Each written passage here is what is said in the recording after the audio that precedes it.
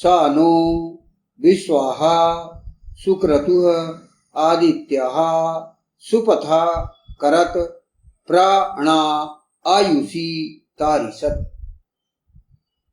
वह उत्तम प्रज्ञा संपन्न आदित्य हमारे लिए सदैव उत्तम मार्ग प्रशस्त करे, हमारी आयु को भली भांति पार उतारे या अभिवृद्ध करे।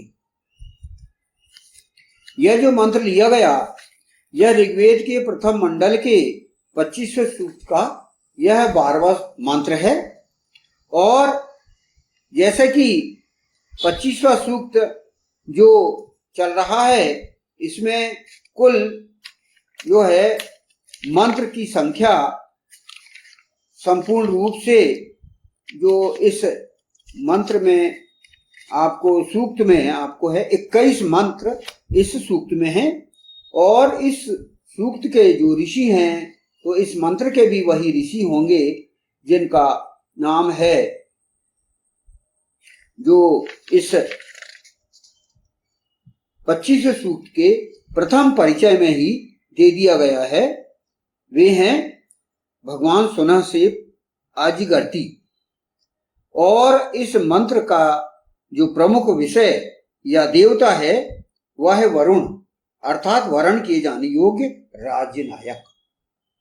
और इस मंत्र का छंद है गायत्री और स्वर है षड्ज। तो जैसा कि हम पिछले 24वें सूक्त और 25वें सूक्त का जो व्याख्यान चला हमारे वैदिक पर्सपेक्टिव के चैनल में, तो उसमें राजनायक की विशेषताएं बताई गई कि वैदिक सभ्यता के अंतर्गत राजनायक के अंतर्गत के अंदर क्या योग्यता होना चाहिए वह इसमें बताया गया है। तो यहां पर इस मंत्र का अन्वय किया जाता है। मंत्र तो पूरा वही है, सानो विश्वाः सुक्रतुः आदित्याः सुपथा करत प्राणा आयुषी तारिषत्। इसमें सह अर्थात वह, नः अर्थात हमारे लिए, विश्वाः अर्थात सदैव, सुपथा अर्थात उत्तम मार्ग, करत अर्थात प्रशस्त करे, सुक्रतु अर्थात उत्तम प्रज्ञा संपन्न, आदित्याः अर्थात आदित्य अर्थात सूर्य, नः अर्थात हमारी, आयुषी अर्थात आयु को, प्रतारिषत् का अर्थ है भली भांति पार उतारे या अभिवृद्ध करे। तो इस मंत्र का परिचय यहां पर लिया गया।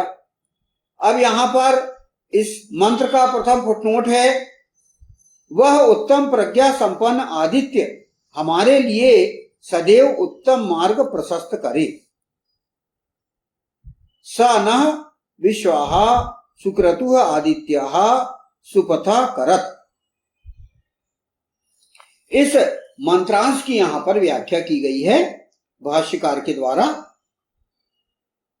इसमें कहा गया है राजनायक को इस मंत्र में उत्तम प्रज्ञा संपन्न आदित्य कहा गया है, यानी जो राजनायक होना चाहिए उत्तम प्रज्ञा संपन्न होना चाहिए, सूर्य के समान उत्तम प्रज्ञा संपन्न, यानी बहुत तर्क शक्ति वाला, विचारक, बुद्धिमान और सारी परिस्थितियों को समझने वाला और सूर्य के समान उसके अंदर विशेषता होनी चाहिए। यहां पर आगे कहा गया है वह विष्णु परम पुरुष का अनुगमन करने वाला और सूर्य के समान तेजस्वी और सबको प्रकाशित करने वाला हो, समस्त लोगों को अपनी आकर्षण शक्ति से अपने आसपास बनाए रखने वाला हो, वह सबके लिए सदैव उत्तम मार्ग प्रशस्त करे, उसे अपने प्रशासन के अंतर्गत आने वाले प्रत्येक व्यक्ति का उत्थान करना है, इस हेतु सबका मार्गदर्शन करना है, ऐसे नए मार्गों का निर्माण करना है जिनके कारण लोगों का जीवन अधिक सरल और सुविधा संपन्न। जैसे कि यहाँ पर आज राजनायक को आदित्य कहा गया है। जैसे कि हम देखते हैं सूर्य, सूर्य की क्या विशेषता होती है कि उसके अंदर आकर्षण शक्ति होती है, वो सबको प्रकाश देता है, उसके ऊर्जा से हम ऊर्जावान होते हैं। आज हम देखते हैं कि सौर ऊर्जा का बहुत महत्व बढ़ रहा है। सूर्य की ऊर्जा से बिजली बनाई जाती है और उसके अंतर्गत बहुत से लाभ उठाया जा रहा है। उसी प्रकार सूर्य की हम विशेषता देखते हैं कि सूर्य के आसपास ग्रह चक्कर लगाते हैं। जैसे इस पृथ्वी ग्रह में सूर्य के 9 ग्रह हैं, वो चक्कर लगाते हैं, जैसे कि हम सभी जानते हैं। इस सूर्य का चक्कर पृथ्वी, बुध, शुक्र, शनि, सभी जितने 9 ग्रह हैं वो चक्कर काटते हैं। तो मतलब सूर्य की आकर्षण शक्ति से वे प्रभावित हैं और उसी के आसपास घूमते अपने अपने ऑर्बिट में। तो उसी की जो आदित्य अर्थात राजनायक को कहा गया है कि राजनायक ऐसा होना चाहिए कि वो अपनी प्रजा को इस प्रकार सूर्य के समान रोशनी दे कि सभी उससे लाभान्वित, और उसके अंदर ऐसी आकर्षण शक्ति होनी चाहिए कि सभी जो है उसको अपना नायक माने और जरूरत महसूस करे कि हमारा सूर्य के बिना काम नहीं चल सकता। जैसे 9 ग्रहों का कार्य सूर्य के बिना नहीं चल सकता, ऐसा ही राजनायक के अंतर्गत ऐसी विशेषता होनी चाहिए। तो मतलब वेद में एक अलंकारिक उपमा दी गई है कि व्यक्ति को कैसे होना चाहिए। हर व्यक्ति अपने परिवार में एक प्रमुख होता है, वो भी एक आदित्य की भूमिका निभा सकता है। हर ग्रह प्रमुख भी एक आदित्य स्वयं, समाज का प्रमुख भी आदित्य, राज्य का प्रमुख भी एक आदित्य की विशेषता रखना वाला होना चाहिए, और राष्ट्र का प्रमुख भी इसी प्रकार सूर्य की विशेषता को लेकर होना चाहिए। उसी प्रकार हम विस्तार कर सकते हैं कि पूरे जितने राष्ट्रों का एक महानायक हो, तो इस प्रकार जो है वो होना चाहिए। तो यहां पर वही विशेषता बताई गई, और वो सबकी जरूरतों को वो पूरी करे, मार्गदर्शन उसका होना चाहिए, और उसका जीवन माने लोगों का जीवन अधिक सरल और सुविधा संपन्न। जीवन सरल बनाना है, लोगों का जीवन कठिन नहीं बनाना है कि भाई कठिनाई हो करके, ऐसा नहीं है। लोगों का जीवन सरल हो और सुविधा संपन्न हो। जैसे कि सुविधा संपन्न होने के लिए जो है व्यक्ति वो करता है।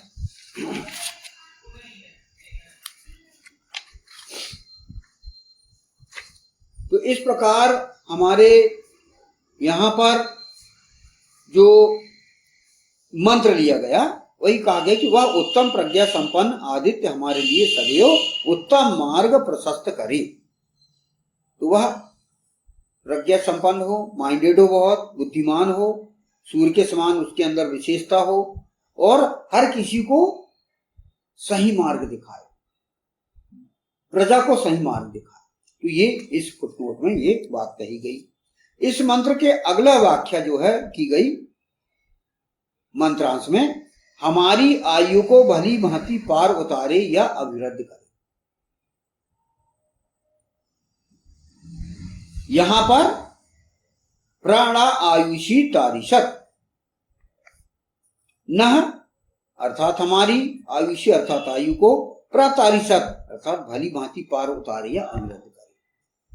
तो इस फुटनोट की व्याख्या क्या की गई है उसको पहले पढ़ते हैं हम। वेद यह नहीं मानता कि लोगों को ये लोक में जो आयु प्राप्त है उसमें ईशान ब्रह्म परमात्मा का कोई हस्तक्षेप नहीं है, बल्कि वेद यह मानता है कि लोगों को इहलोक में जो आयु प्राप्त है वह वस्तुतः ईशान पदार्थ से अर्थात ईश्वर पदार्थ, यानी हमें जो आयु मिली है, जो जन्म हमारा हुआ है, वह ईशान ने हमको भेजा है यहाँ पर। वह लोगों का अपना स्वयं का सर्वतंत्र स्वतंत्र अधिकार नहीं है, प्रत्युत यह ईशान का लोगों पर एक अनुग्रह है। कैसा अनुग्रह है कि उस ईश्वर ने, उस ईशान परम परमात्मा ने हमको इस दुनिया में भेजा है, हमको जीवन दिया, उसने हमको जीवन दिया है, भेजा, उसने आयु दी है। तो हम उस ईश्वर के हम ऋणी हैं कि हे ईश्वर, तूने हमको यहाँ भेजा है और हम यहाँ पर हम अच्छे से हम हमारा जीवन व्यतीत करें, ये हमारा उद्देश्य होना चाहिए। सुखपूर्वक जिए। हमको राज्य नायक भी दिया, वो हमको सहायता देने के लिए, सहयोग करने के लिए हमको राज्य नायक दिया है। और जो आयु हमको मिली है, उस आयु को, जो जन्म हमको मिला, हम यहाँ पर आए हैं, तो हम सुविधा पूर्वक सुखपूर्वक ही यहाँ पर हम जीवन जिए। यहाँ पर आगे कहा गया है, राज्य नायक की भूमिका ईश्वर प्रदत्त इस आयु को भली भांति सफलता पूर्वक व्यतीत करने में सहयोग करने की, यानी राज्य नायक जो राष्ट्र का प्रमुख है, वो हमारा सहयोगी है, हमको वह सुविधा प्रदान कराता है और हम सुखपूर्वक जिए।